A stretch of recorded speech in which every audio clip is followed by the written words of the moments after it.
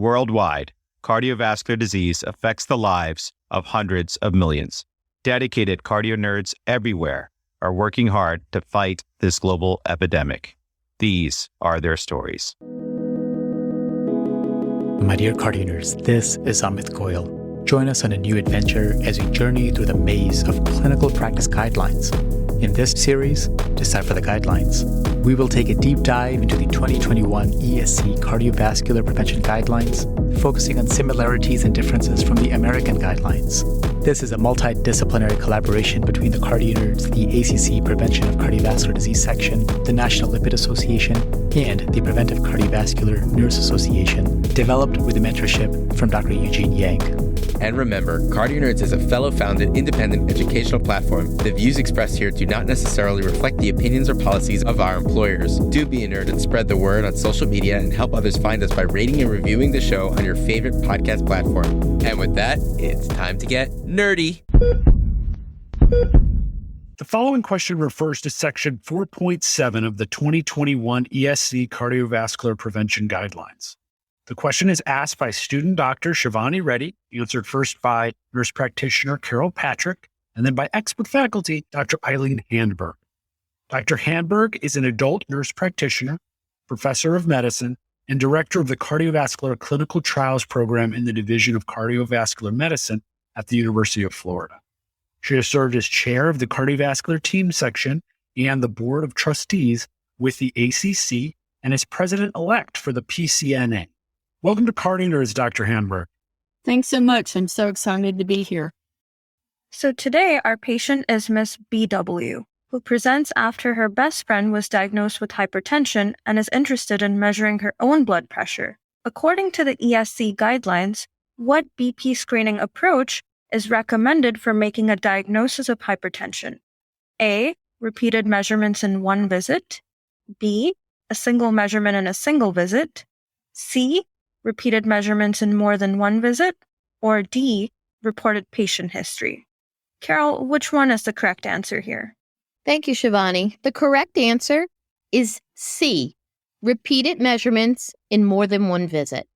It's recommended to base the diagnosis of hypertension on repeated office BP measurements on more than one visit, except when hypertension is severe, such as a grade 3, defined as a systolic BP greater than 180 or diastolic BP greater than 110 millimeters of mercury, and especially in high-risk patients. This is a class 1, level of evidence C. In addition to recommending repeat measurements across visits, the guidelines provide a number of considerations for appropriately measuring blood pressure, such as taking measurements when seated in a quiet environment for 5 minutes and measuring in both arms at the first visit and using the higher level value arm for visits thereafter. See Table 14, page 3283 for additional information on that. As providers, we all can see those little pieces to taking a blood pressure, how they impact an appropriate trend and level. So it's a recommendation that we need to all look at and take into consideration for that 5 minutes. Additionally, home blood pressure monitoring is recommended as an alternative to repeated office measurements. Blood pressure measurements are taken with a semi-automatic, validated cuff for 3 consecutive days, and 6 to 7 days being preferred, in the morning and at night, and averaged over that period. Notably, home blood pressure thresholds for the diagnosis of hypertension are lower than for that of in-office measurements, with a daytime systolic of 135 millimeters of mercury or a diastolic of 85 millimeters of mercury, given as the level at which hypertension is diagnosed, as opposed to the 140 millimeters of mercury and 90 millimeters of mercury for systolic and diastolic levels, respectively, for in-office diagnosis. So the key takeaways here, with the exception of those with severely elevated blood pressures that we noted in grade 3, the diagnosis of hypertension requires repeated measurements on multiple office visits.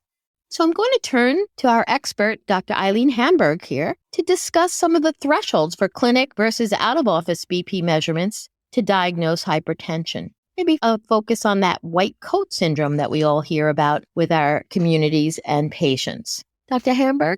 Yeah, hypertension is important because it is the most prevalent risk factor for cardiovascular disease. And it's probably one of the more easier things to identify, but it has to be done correctly. And we've alluded to the way to take blood pressures, which is important. Many of us have had experiences of going to a clinic where they rush us in the room, sit us down, take the blood pressure. It's a very rushed experience. And we've also had, as I'm sure you have, as I have, been taken in a clinic and have a cuff put on that's the wrong size. So having the right equipment and doing it the right way first requires staff training so it's done consistently and so that we're getting accurate blood pressures. And so you do need to check over multiple visits. It's important. Oftentimes, patients will take blood pressures at home. The same things apply in terms of making sure that they take the blood pressure correctly with equipment that works well. They can bring it into the office, have those blood pressure monitors calibrated against the clinic blood pressure equipment to make sure they're actually accurate. And the recommendation to take them in the morning or the evening is the current recommendation.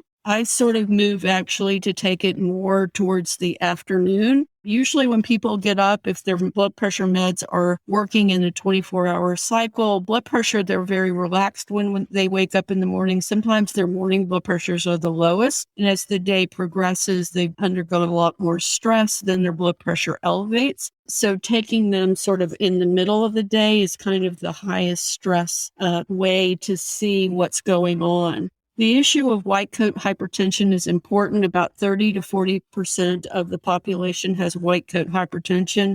That's when they come to the office and their blood pressure is higher there than it is anywhere else. And they say, I'm just stressed when I come to see you. I don't know what it is. I take my blood pressure at home. It's very low. But it does mean that this is sort of a stressful response. And as we tell patients often in our clinics at UF Health, if your blood pressure is elevated when you're coming to see me and you're just coming for a visit and I've known you for 10 years, imagine what it's like when you're aggravated and traffic and somebody's just cut you off, or you're having an emotional issue with a family member. You can feel your blood pressure raise up. So it's not just because you're in the office. And what we're trying to do with blood pressure control is smooth it out so that even during those stressful periods, your blood pressure is better controlled.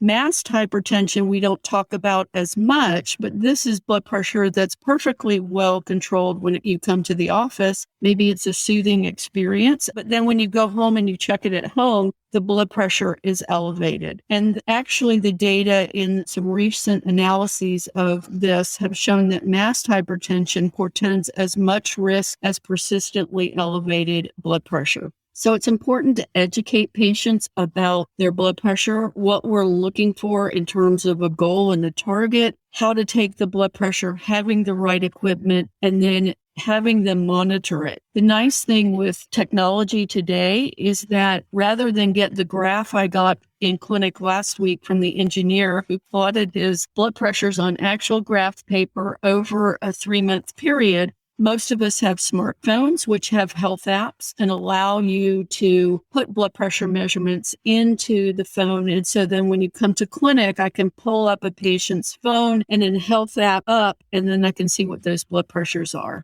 And that's really important because if they write them down on a piece of paper, they very often leave that piece of paper at home. And if they have an Apple Watch or they have something that connects to their health app, you get a lot more information and you can really see what daytime stressors are doing to their blood pressure and how well their blood pressure is controlled. So there's a lot about blood pressure that we need to keep working on. Our blood pressure control rates are not very good. There's a lot of patient inertia and there's a lot of provider inertia. And so we have a long way to go. We should have blood pressure control rates of 70 to 80%, and they're still about 50%. So a lot of very good things in the guidelines about this important risk factor. Thank you so much, Dr. Handberg, for teaching us about the best practices for making the diagnosis of hypertension, and for also sharing with us your recommendation of how perhaps the afternoon might be the best time to get an accurate blood pressure reading. And also, thank you for discussing white coat hypertension as well as masked hypertension, which could pose as misrepresentations of our patients' vitals, namely blood pressure. It was my pleasure.